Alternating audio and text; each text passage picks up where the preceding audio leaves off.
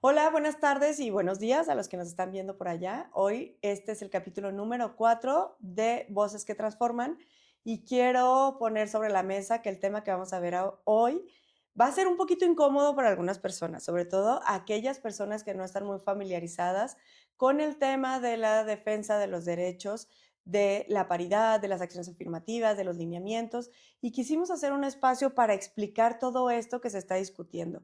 ¿Qué es? ¿Qué hacemos? ¿Por qué son importantes? ¿Qué perdemos? ¿Qué ganamos? ¿Qué nos falta?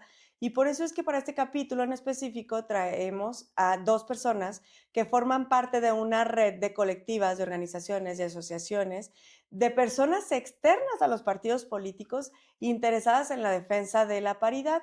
Así es que si me permiten los voy a presentar para que ellas se puedan generar algún comentario que a ustedes les permitan conocer más sobre ellas.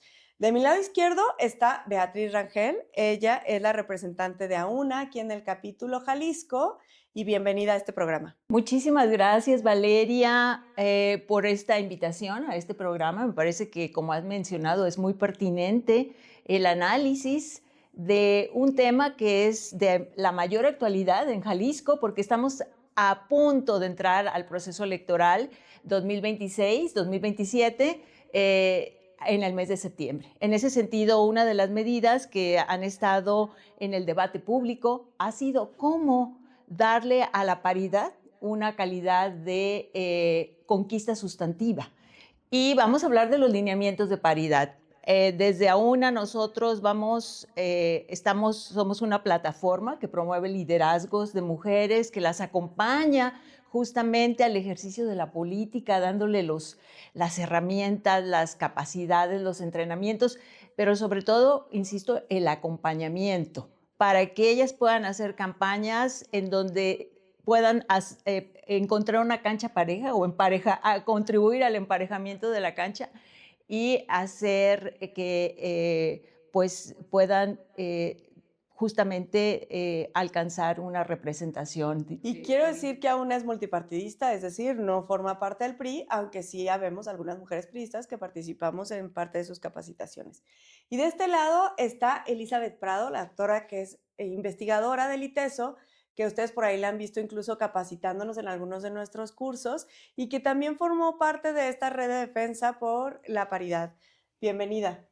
Pues no, muchísimas gracias por la invitación. Es un gusto estar aquí para hablar sobre un tema muy importante, sobre todo en este contexto político que se nos avecina y que pone a las mujeres en una posición retadora ante una decisión que nos afecta, que les afecta sobre todo a las mujeres que están interesadas en participar en la contienda que se avecina.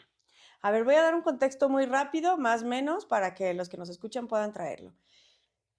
Hace en la legislatura pasada en el Congreso hubo una reforma electoral. Parte de esta reforma electoral mencionaba que el Instituto Electoral de Participación Ciudadana en Jalisco, una vez calificada la elección, tenía 6 meses para emitir los lineamientos. ¿Qué es un lineamiento? Son estas reglas que tenemos que seguir los partidos políticos para postular tanto mujeres, hombres, grupos vulnerables y generar esta interseccionalidad, es decir, que participen mexicanos en el extranjero en esta ocasión, jóvenes, grupos originarios, comunidad diversa, etcétera. Entonces, bueno, se aprueba esto en el Congreso, incluso en esa ocasión nosotros presentamos algo que se llamaba iguales con iguales, que significaba justamente el tener una cancha pareja. En ese momento la propuesta venía diciendo que 63 municipios en Jalisco fueran competidos exclusivamente por mujeres. Obviamente el mundo se paralizó y decían, es tan mal, o sea, eso no puede pasar, eso es imposible. Después termina la elección y a los 6 meses que el Instituto Electoral tenía el tiempo para emitir las reglas, los lineamientos, pues lo que pasa es que genera foros, hace consultas, habla con especialistas como ustedes, con partidos políticos y nos dice 8 municipios van a salir exclusivos para mujeres. También nos da las reglas de dónde van a competir los grupos vulnerables y nos dice específicamente en Zapopan, además de ser mujer, tendrá que ser de un grupo vulnerable, es decir, de la comunidad diversa, indígena o discapacitada. Entonces, ahí es donde nosotros empezamos este proceso. Este proceso inicia con que Morena impugna todo, impugna la paridad, impugna a las mujeres, impugna también a Zapopan, impugna todo, ellos dicen todo está mal. Entonces, esta impugnación se va a 3 instancias para los que no son abogados. En la segunda instancia es donde se complica y meten la parte de Zapopan. Y luego entonces llegamos al punto final que acaba de pasar hace unos días, en donde nos dice la sala superior del Tribunal Electoral, se cae todo. Ya no hay municipios exclusivos para mujeres, se cae también el tema de Zapopan y bueno, pues ahora justo a 3 meses de iniciar el proceso electoral, incluso sin presidente en el Instituto Electoral de Participación Ciudadana en Jalisco, empezamos de ceros. Ese es como el contexto breve. No sé si se me pasa algo en esto, como para los que nos están escuchando sepan de lo que vamos a hablar. Bueno, nada más algunas precisiones que vale la pena hacer.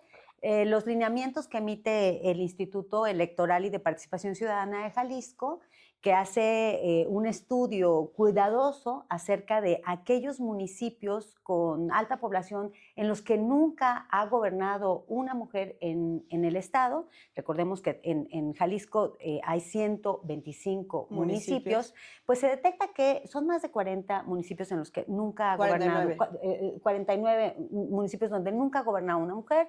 De esos municipios hay algunos en donde los alcaldes que están gobernando tienen derecho a reelegirse, y entonces pues va haciendo como un acotamiento, y quedan reducidos a solamente 8 municipios en donde el instituto propone que todos los partidos postulen a mujeres. Y así se emiten los lineamientos, en donde se pide a los partidos políticos que en esos 8 municipios, que incluyen a Zapopan, se postulen 8 mujeres. Esos lineamientos son impugnados por algunos partidos políticos, y entonces es ahí donde se empieza a enredar este tema, porque cuando se emite la resolución del Tribunal Electoral de Jalisco, esta resolución es en la que se aplica un principio de interseccionalidad, que es se considera que algunas características de mujeres, como son mujeres que sean de grupos indígenas, grupos vulnerables como son indígenas, de la diversidad y también grupos discapacitados, pues sean postuladas en Zapopan. Y ahí comienza como toda esta cadena impugnativa, ¿no? Ruta jurídica, digamos. Quiero generar esta precisión. El único partido que impugna en eso es Morena. MC, el PRI, entran en la cadena impugnativa cuando entra el tema Zapopan. Ajá, sí, Zapopan. Pero los lineamientos que emite el IEPC sí van sin esta interseccionalidad. Es correcto, es correcto. Sí, es correcto. Interseccionalidad. Sí, una cuestión que hay que destacar efectivamente. El partido que mencionas es el que impugna de manera absoluta. Todo está mal. Revoca de plano los lineamientos que aprobaste el 30 de junio de 2025. Esa fue digamos, el acto reclamado de parte de que inicia la cadena impugnativa, ¿no? Y lo que sucede es que el Tribunal Electoral del Estado determina confirmar los lineamientos en su totalidad, con excepción de que en el caso de Zapopan, es decir, estos 8 municipios, en donde también está San Juan de los Lagos, Chapala, Ixtlahuacán, Poncitlán, La Barca y Autlán, Ixtlahuacán, dice, en el caso de Zapopan van estas interseccionalidades que nadie pidió, dejando fuera a más de 700,000 mujeres en posibilidad de competir en una oportunidad histórica, porque la acción afirmativa es orientada desde el Instituto Electoral, como lo menciona la doctora Elizabeth, para propiciar que por primera vez en la historia lleguen mujeres. En ese sentido, la participación que tuvimos como red por la defensa de estos lineamientos estuvo orientada a decir, no es que estemos en contra de las interseccionalidades, eso también es muy importante. Claro. O sea, de hecho hemos trabajado desde nuestras organizaciones en diversos foros por darle visibilidad a estos grupos que han estado históricamente subrepresentados.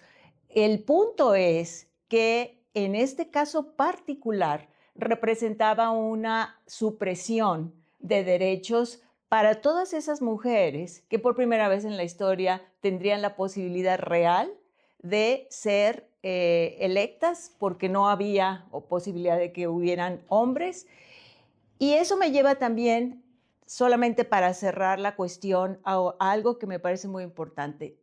La paridad después de la sentencia, porque lo que estamos deliberando es que al final de cuentas la cadena impugnativa arroja que contra lo que ya había aprobado la sala regional, que era confirmar los lineamientos y confirmar esto de la medida interseccional, dice no, se revocan los 8 municipios. Sí, O vamos sea, atrás. vamos hacia atrás.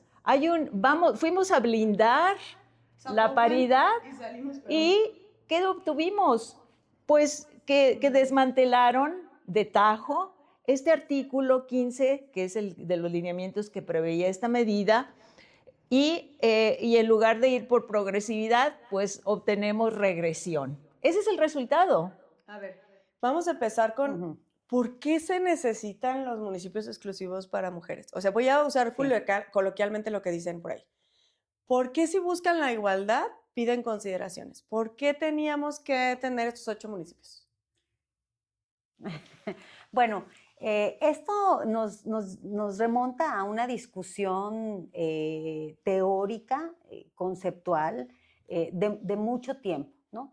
Esta discusión que nos llevó hace décadas a debatir por qué era necesario introducir medidas afirmativas o cuotas, es decir, sí obligar jurídicamente a que los partidos reservaran candidaturas en cierta proporción para géneros distintos, ¿no? Ni siquiera para mujeres o para hombres, sino para géneros distintos.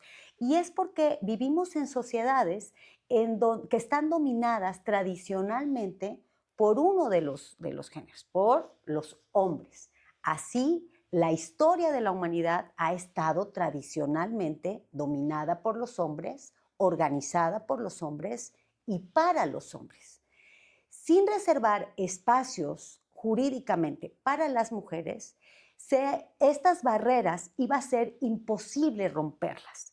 No hay manera de que hubiera podido romperse de manera solamente con declarar hay igualdad. Sí, que haya la mitad de Compitan, mujeres. que compitan porque pueden competir, ¿no? Pueden competir. Había que establecer y obligar a los partidos a postular mujeres para que verdaderamente ellos las postularan. Los partidos están dominados y estuvieron tradicionalmente dominados por los hombres, todos los partidos de todo el mundo, para que nadie se ponga el saco, de todo el mundo. Entonces, a nadie le interesaba realmente que participaran las mujeres. Por eso fueron necesario introducir primero las cuotas y estas medidas afirmativas. Se fue avanzando hasta llegar a la paridad. Que son temporales. Que son temporales, ¿no?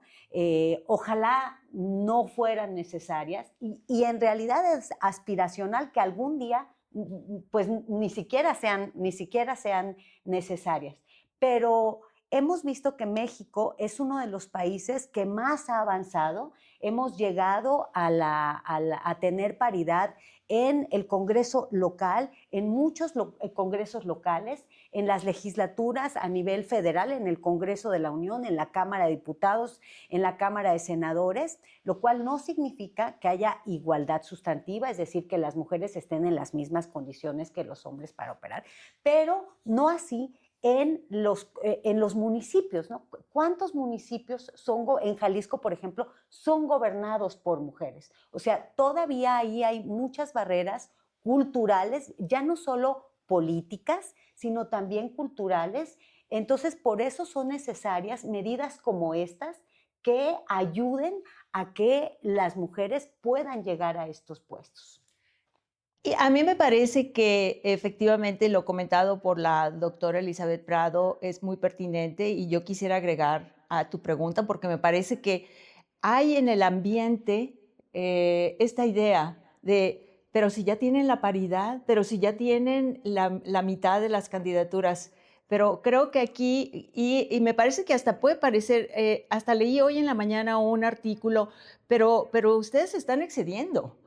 Y perdón, pero hasta a la presidenta de la República dijo, ya párenle con la paridad. Yo ya llegué. ¿No? Entonces, no abusen de la paridad, dijo. Exactamente, esas fueron sus palabras.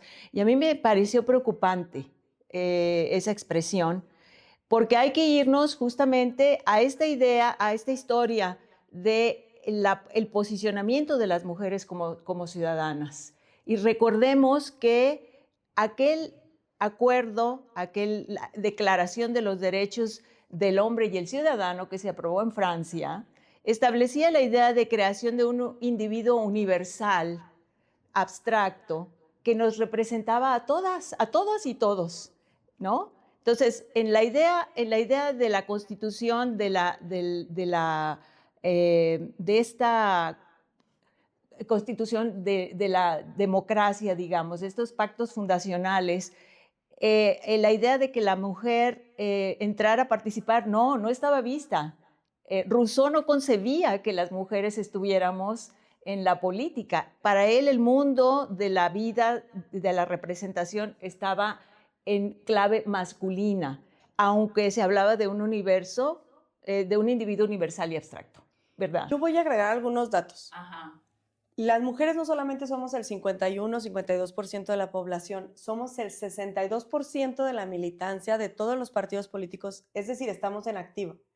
Entonces, cuando se habla de estas cuotas que dicen, ¿por qué necesitan esto? Nosotros tenemos detectado que incluso hay algunos municipios que tienen un 20% de sesgo en algo que nosotros llamamos el voto machista.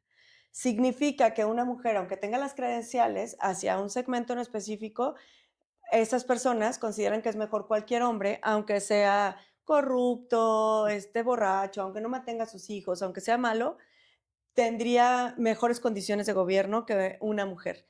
Entonces, cuando nosotros hablamos de la necesidad de generar estos municipios exclusivos, tiene que ver con que la teoría nos marca que dice la ciudadanía, a ver, ya no va a ser hombre, no importa qué berrinche haga. Entonces, si va a ser mujer, ¿quién es la mejor?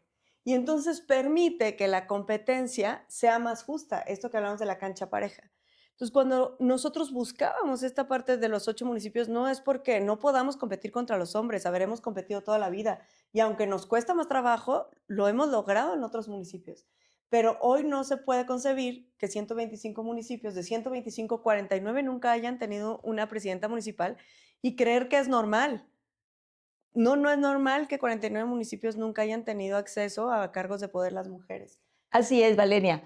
Y en ese sentido yo decía, a partir de esta visión de los derechos, se establecía que entonces este individuo que iba a representarnos era primero alguien que tenía ciertas características de liderazgo y que además estaba privado de la obligación de los cuidados, ¿eh? Claro, O sea, sí, eso no le toca. no. Entonces, las mujeres tuvimos que ir a picar piedra, literalmente, a abrir grietas, a establecer este tipo de medidas para decir, a ver, dicen que nos representan, pero no nos representan. Claro. Nosotros queremos representarnos a nosotras mismas, queremos ser parte de la toma de decisiones. Y eso se vio siempre como algo incómodo, como algo que molesta, como algo que hay que soportar, como algo que no es lo normal, sino algo que hay que, digamos, lidiar con ello. Y esa es la visión que hay de la participación de las mujeres todavía, lamentablemente, hasta la actualidad.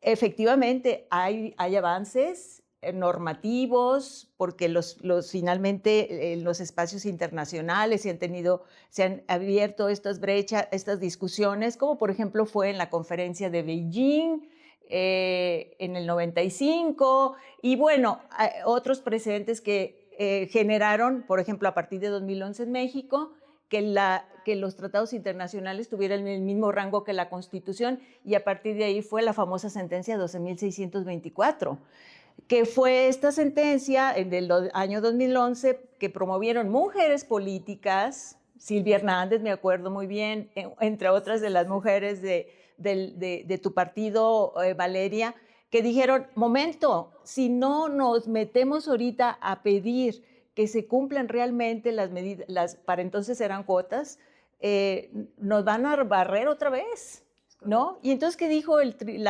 Ahí vamos a poner otra vez, el Tribunal Electoral estuvo a la altura de las circunstancias históricas. Dijo, efectivamente, esta sentencia la tenemos que hacer blindando este derecho, ¿no? Y es muy interesante porque quien hizo las veces de la secretario de Estudio y Cuenta nos dice, cuando yo vi este documento dijimos, lo vamos a desechar, no viene claro, pero dijo la presidenta, que entonces era María del Carmen Alanís, lo vamos a hacer porque, como dijo ahora la magistrada Mónica Soto, dice, el tribunal es para verlos como sí, porque ellas entienden con los lentes de género que estas cosas son necesarias. Pero lamentablemente la votación no fue suficiente para aprobar esta propuesta de los 8 municipios. Pues a mí me parece muy importante ese punto que tocas, Betty, porque creo que habla de la relevancia de tener mujeres en esos espacios, porque son precisamente las mujeres las que avanzan esos temas, las que van ganando los espacios y el poder de estar ahí. Y van ganando la posibilidad y abriendo brechas para que otras más puedan llegar. Entonces, no nada más es querer estar, sino también es abrir la posibilidad de que se ganen espacios y eso se traduce en cambiar la vida de otras mujeres. O sea, quizá no estaríamos aquí nosotras en décadas atrás, ¿no? Claro. Cuando las mujeres no podíamos ir a las universidades, no podían estar en los espacios políticos, no podían constituir organizaciones civiles, no podrían estar promoviendo liderazgos políticos, no podían... Entonces, eso es lo que queremos cambiar al final del día, la vida de las mujeres y las niñas. Y eso no lo van a cambiar los hombres, ni siquiera los bien intencionados por nosotros. Y yo quisiera agregar nada más un punto. Tenemos que regresarnos en torno a esa pregunta de por qué en su momento cuotas y por qué la batalla por la paridad. Y tenemos que recordar, no hace muchos años, o sea, no estoy hablando de hace 50 años, no. En el año 2012, que antes de que fuera ya constitucional el principio de paridad, el máximo histórico de presidentas municipales en Jalisco fueron 8.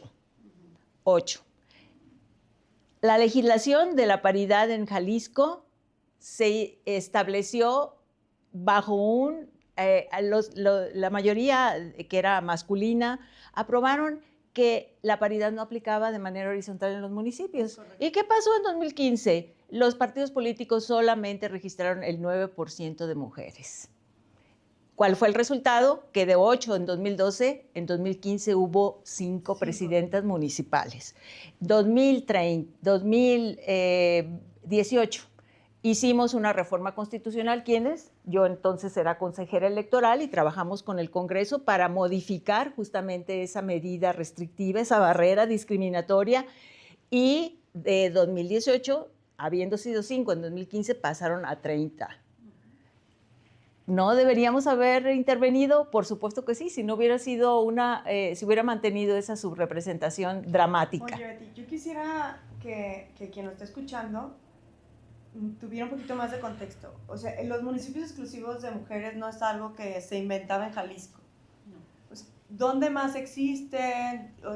¿Qué ha pasado en otros lados? En el caso del estado de Hidalgo, de Tlaxcala, de Morelos y Nayarit, para candidaturas indígenas, se establecieron por los institutos electorales en ejercicio de su atribución para establecer estos lineamientos de los que estamos hablando para Jalisco.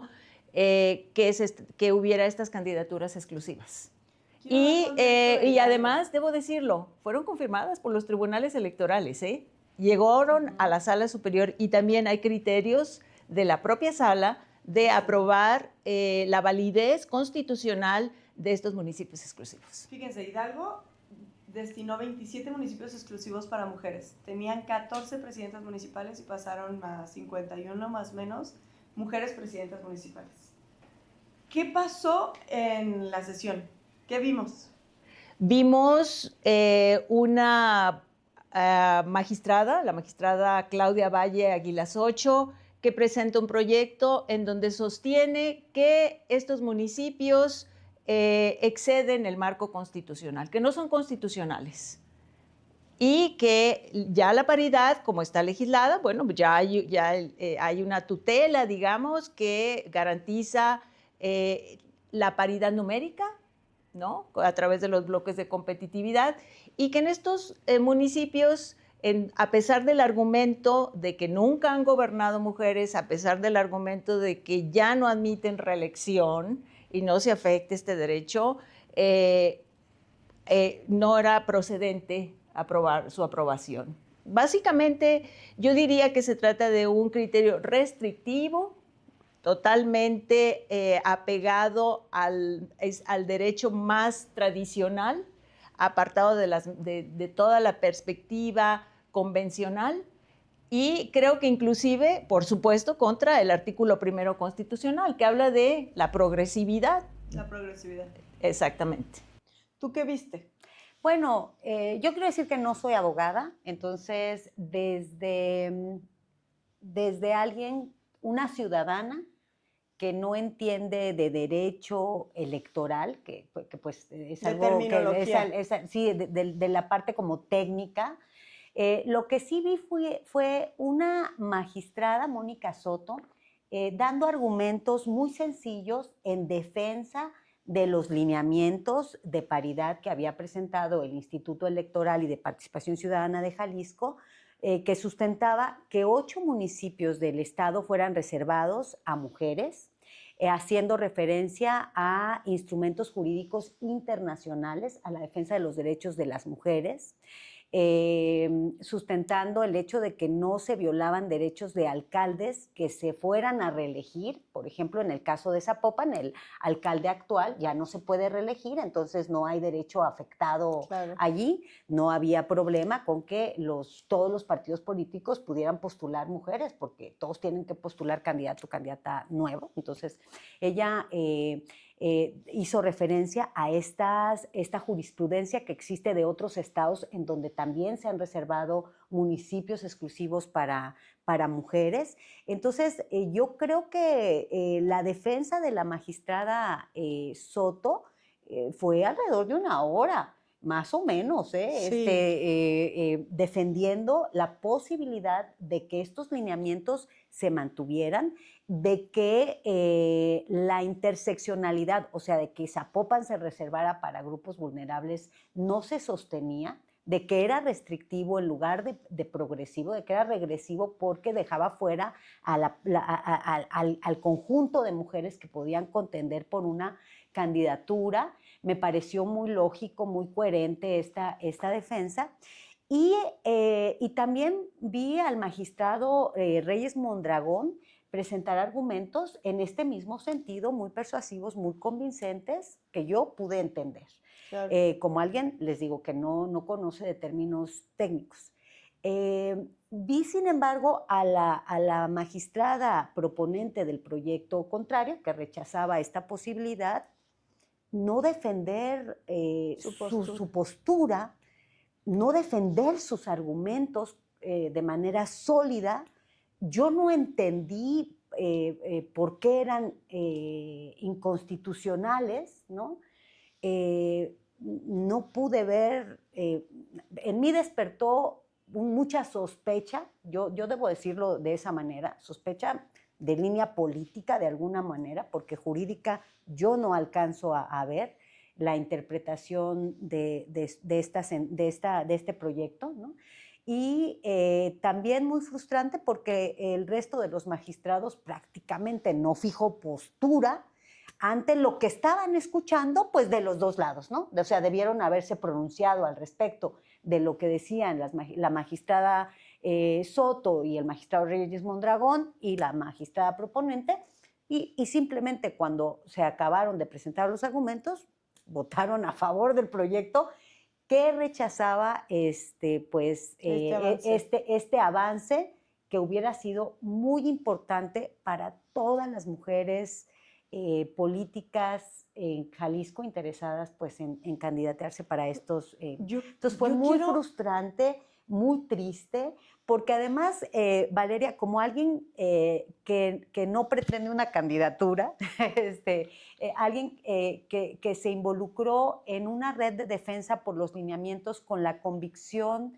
de que las mujeres debían ocupar un espacio que están llamadas a ocupar, me sentí también muy engañada porque yo pensé casi en todo momento que lo que estábamos disputando en todos los tres espacios los tres espacios jurídicos que fueron el Tribunal Electoral en Jalisco, que fue en el primer espacio en donde se impugnó, luego en la Sala Regional y luego en el Tribunal Federal Electoral. Yo pensé que lo que estábamos disputando pues era esta interseccionalidad en Zapopan. De último momento entendí que lo que iba a pasar era que iban a tumbar los 8 municipios. Y entonces también me sentí frustrada, engañada, y además debo decirte, Valeria, que nosotras como red, integrada por mujeres de muchas plurales, de muchas redes, ¿no? G10 por Jalisco, AUNA, Red de Mujeres Académicas, CLADEM, Atala Podaca, Incidir, FEMAC, y la red de universitarias. Sí, de mujeres académicas. Nosotras nos reunimos con todas las ponencias, solicitamos cita, que eso es un derecho que tenemos todos los ciudadanos, ciudadanas de este país, y entonces tuvimos reuniones con todas las ponencias. No nos recibió ningún magistrado o magistrada, pero sí sus ponencias, sus equipos, y nos reunimos y les dimos todos nuestros argumentos. También presentamos un recurso jurídico aquí en el Tribunal Electoral de Jalisco, dando argumentos. Incluso fue el que se discutió. Un amicus, el amicus curiae que presentamos. O sea, realmente hicimos todo lo que un ciudadano y ciudadana de este país podía hacer. Y entonces, pues, no me sentí triste, porque la resolución fue en contra de lo que queríamos, sino por cómo se dieron las cosas, porque los magistrados no se posicionaron, porque la magistrada proponente fue muy débil, es más, patética su defensa de su proyecto, porque hizo caso omiso a los argumentos presentados por los magistrados que lo defendieron, como la magistrada Soto. Sí, efectivamente. Y si me permites también comentarlo ya como ciudadana, Valeria, efectivamente, literal, fue una aplanadora. Fue una aplanadora. O sea, no hubo debate, deliberación en defensa del proyecto. No se tomó en cuenta ninguno de nuestros argumentos que presentamos en nuestro recurso de reconsideración, que es justamente el que le da nombre. Nosotros fuimos las que presentamos el 172-2026. Un silencio total. Todo parecía un acuerdo previo. Fue una literal, una aplanadora. Y por supuesto que es muy frustrante, desmotivante y genera mucha sospecha. Esa conducta como un órgano máximo de deliberación, que es el Tribunal Electoral del Poder Judicial de la Federación, que tiene un carácter decisivo porque sus sentencias son definitivas e inatacables, ¿no? Yo quiero decir que agradezco profundamente el trabajo que ustedes hicieron, porque no lo hicieron los partidos políticos. Y eso fue todavía más frustrante, Betty. O sea, ¿cómo es posible cuando nosotros llegamos a hacer el lobbying o intentar poner sobre la mesa esta discusión? Yo decía, ¿por qué los más interesados no están aquí defendiendo? ¿Cómo es que ustedes se dieron el tiempo, el espacio? Porque quien nunca ha hecho un juicio de estos es larguísimo, es muy complicado, es muy técnico, es difícil. Y los partidos políticos eventualmente tienen presupuesto de defensa, tienen áreas jurídicas, tienen presupuesto para hacer estas cosas. Entonces, de parte de todas las mujeres que nos dedicamos a esto, de verdad lo agradezco infinitamente porque, como dices, no es por una candidatura, sino es por la causa y eso significa muchísimo. ¿Qué sigue? Esa es una pregunta muy importante. ¿Qué sigue? Primero, no, nos parece que no podemos simplemente decir hay que darle vuelta a la página. Sí, pero tampoco nos vamos a quedar en la indignación y en la frustración. Eso también es cierto, ¿eh? Aquí hay lecciones, en todo hay lecciones. Y yo creo que la postura más inteligente es sacar todos los aprendizajes que esta experiencia nos aporta, que fueron muchos, ¿no? Primero, pues no hay que bajar la guardia. Y la segunda nos está diciendo, hay que seguir adelante, pero hay que seguir adelante con estrategia. Mira, desde la propia red vamos a seguir incidiendo, verificando cómo se comportan frente a esta nueva situación los partidos políticos. Estaremos muy atentos, muy atentas de hacer notar cómo reaccionan frente a estos 8 municipios que ahora ya pueden postular hombres y mujeres. Eso nos parece que es muy importante. Pero vamos a estar atentas de cómo se comporta en todo el estado el registro de candidaturas. Y en AUN en particular, nosotros tenemos, pues tal cual como nuestros objetivos son acompañar mujeres para que participen bajo un piso parejo, con reglas justas, en donde podamos estar visibilizando que tengan el financiamiento, los espacios en los medios, trabajando con el Instituto Electoral.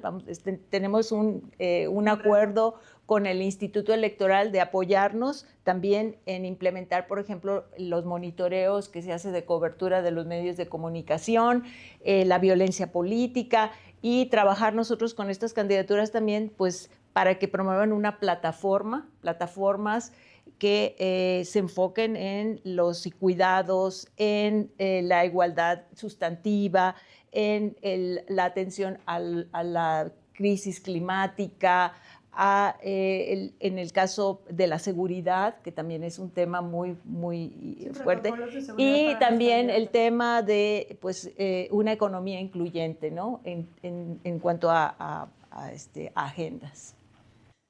Yo quiero poner sobre la mesa también, leía unas notas en estos días que están los trascendidos donde decía que le tocaba, sí, que por qué las mujeres que son las presidentas de los partidos en Jalisco, tenemos 3 mujeres presidentas, porque si ellas tenían la pluma, pues que ellas la hicieran. Yo lo platicaba hace un ratito con Liz y le decía, es que es más allá de eso y por eso era importante la exclusividad. ¿Por qué? Porque muchos compañeros que no llegan a la candidatura, a lo mejor 2 partidos, a lo mejor se pueden poner de acuerdo y lanzar mujeres, ¿no? Pero sobre todo los nuevos que no tienen ni perfiles en el estado, pues van a estar a la casa y al acecho de los que no llegaron, de los varones. Y cuando no llegan por cuestiones de género, no se quedan a hacer campaña ahí, o sea, escuchen estos, fugan. Y cuando ellos fugan, son candidatos por otra vía.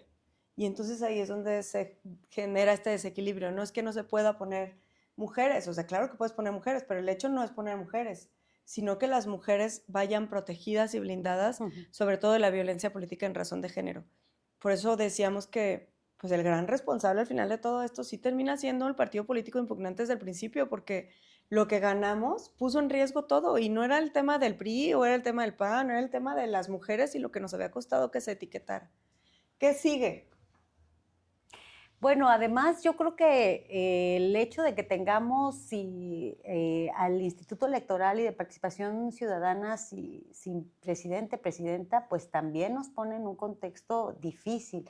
Creo que tendríamos que cerrar filas, trabajar más en conjunto, todas las mujeres y hombres de todo el Estado, para buscar proteger a las mujeres en estas candidaturas. A mí en un escenario ideal, Valeria, me gustaría, pues sí, que los partidos cerraran filas y dijeran, con o sin lineamientos, postulemos mujeres.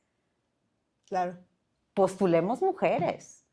O sea, con o sin lineamientos, tratemos de postular mujeres en estos, démosle una lección pues al Tribunal Federal Electoral, A ¿no? todos. A todos. A todos. O sea, pongámonos de acuerdo.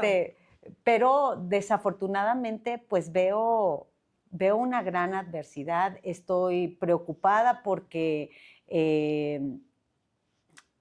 veo falta de voluntad política también, ¿no? Y creo que son pocos los partidos que están dispuestos a postular, pues, mujeres, pese a que sí hay mujeres que pudieran ocupar esas candidaturas.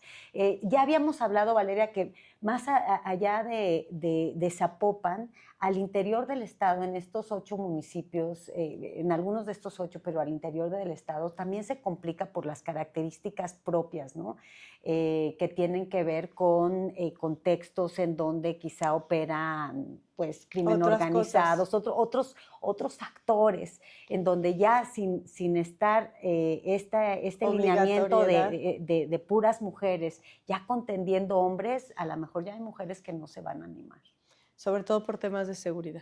Sí.